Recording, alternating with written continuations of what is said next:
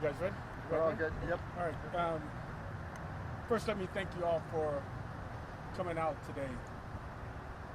My being here is, I think, of importance to speak to an issue and an incident that occurred here in the city of Milwaukee just 2 nights ago, on Tuesday, May 24th, at roughly about 6:07 p.m. Two Milwaukee sheriff's deputies observed a vehicle traveling northbound at a high rate of speed, driving recklessly in the far right-hand lane at Sherman and Hope.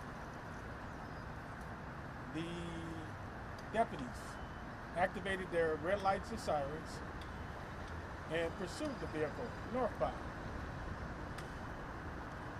At about Silver Spring, the vehicle took a turn and went east, and then south, and then east again on West Sheridan Street. At West Sheridan, our Milwaukee Sheriff's Deputy Squad collided with a unoccupied parked vehicle, at which their pursuit was terminated. As they were standing, looking at the damage of their squad, a citizen approached and said that a vehicle had crashed just a few blocks away. Our Milwaukee Sheriff's deputies responded to that location and found the vehicle that they had been pursuing crashed along with a second vehicle that was overturned. Our deputies immediately called for medical help and began life-saving measures. The vehicle, as we know, was occupied by the driver, a 40-year-old Milwaukee man, Mr. Tion Cooper, along with a 33-year-old Milwaukee woman and an 18-month-old child. There were citizens who I'd like to thank right now who were attempting to provide comfort to the victims and render aid to law enforcement as they removed the victims from the vehicle. Milwaukee Police Department responded to the scene and is now the lead agency conducting the investigation. The two Milwaukee County Sheriff's deputies, one a 26-year-old male with 2 years of service, the other a 32-year-old male with 3 years of service, have been placed on administrative duties. Let me say that the deputies did not sustain any injuries during this pursuit. Authorities are currently seeking the occupants of the vehicle in attempts to bring them into custody and bring charges to the district attorney's office. Let me say that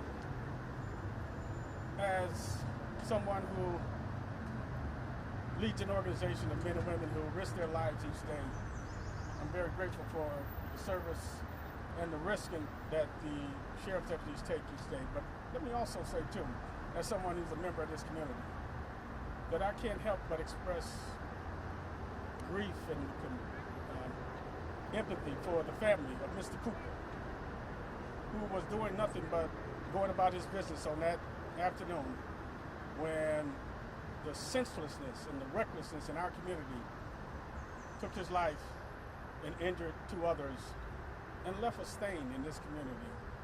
And so it is for that reason that I offer the condolences of the entire Milwaukee County Sheriff's Office to the family of Mr. Cooper. Let me say we're going to work intently to try to identify those individuals and bring them into custody so that we can bring justice in this community. Reckless driving is a scourge. It's one that's got to be dealt with. It's one that's got to be addressed by everyone. And law enforcement can enforce, and we can educate, and certainly we can engineer roads in safer ways. But it's going to take a lot more effort on our part to do something to rid our community of reckless driving. With that, I'll put a period in it, and I'll answer any of your questions.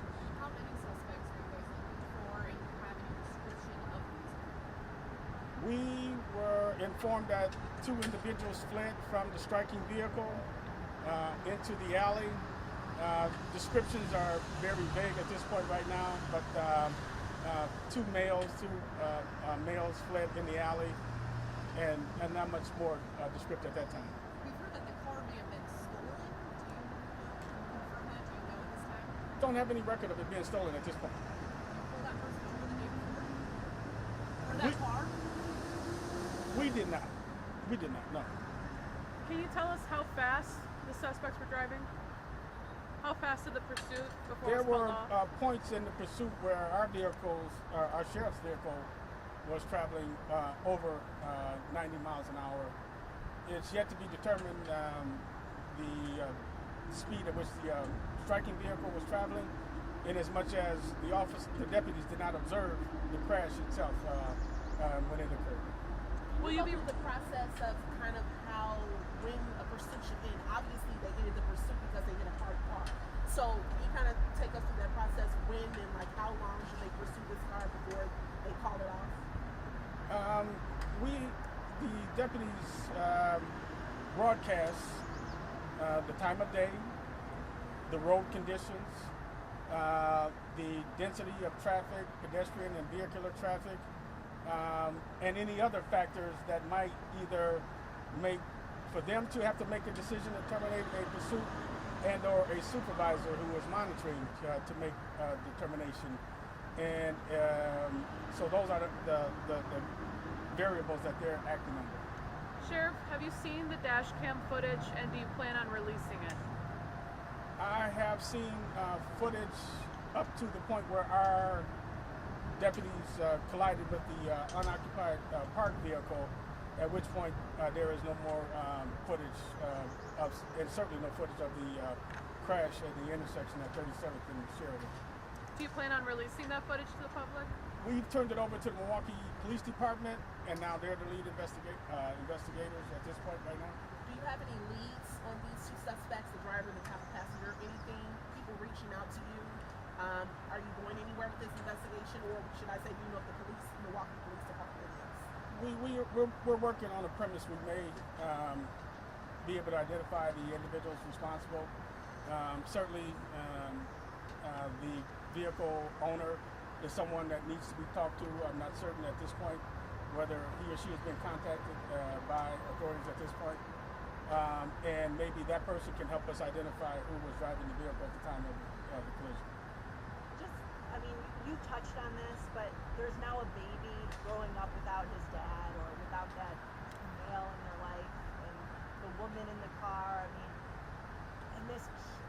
I just think people who watch at home are just like, also with the shootings, everything, like, what do we do? Like, how do we stop this? Is there a level of that with you guys? Like, it's getting so frustrating, and it must be frustrating for you. It speaks to the challenges that we face in law enforcement in our society today. Certainly, a number of people are resorting to violence as a means to resolve conflict, and that's not any acceptable way for a society to exist. And at the same time, some people have resorted to driving vehicles recklessly with a total disregard for human life. And again, that's not a way for a normal society to exist. So there's work that can be done. Certainly, again, what we do in law enforcement and our education and our enforcement efforts, but certainly people have got to be held accountable for their actions. And certainly we can bring in more people to the table, automakers, the auto insurance industry, and others to help us with this issue of reckless driving. Sheriff, you said the owner might be able to help you and lead you in the direction of who is driving. Have you talked to the owner, and have they given you any indication that somebody else was driving if the car was not in fact stolen? I can't say that at this point. That's the Milwaukee Police Department's investigation, but that certainly will be a start from where we would work. What When it about comes to injuries, how are the woman and the 18-year-old? I'm told their injuries were non-life threatening. The extent of the severity, I'm not certain, but as of a day ago, or as Tuesday evening, they were conveyed to, transported to area hospitals and were being treated for their injuries. But let me say, there was a point that struck me in some of the findings that I made, that there were citizens that responded to the aid of the victims, and particularly the 18-month-old child, comforting that child. And for this sheriff, and for anyone, that tells you something about the people of this community, that they care, that that citizen took the time and showed the care and the compassion for that 18-month-old to comfort her, because now as the two adults in the car were injured, and there needed to be somebody there to provide comfort. So I'm really just really gratified by that lesson in humanity. The deputies who got in the crash, were they the same deputies who responded right away to the other crash scene? And if so, did they abandon that scene and run on foot? How did they get over there? Yes, they did drove over. One ran on foot, to answer your question. The other drove over and began immediately rendering aid to the victims and assisting with, again, trying to extract them from the overturned vehicle. They weren't injured. They were not. and there's no indication that the people who ran away, the suspects, were injured? Not at this point, no. Thank you, Sheriff. Thank you so much. I really appreciate you coming out. Thank you.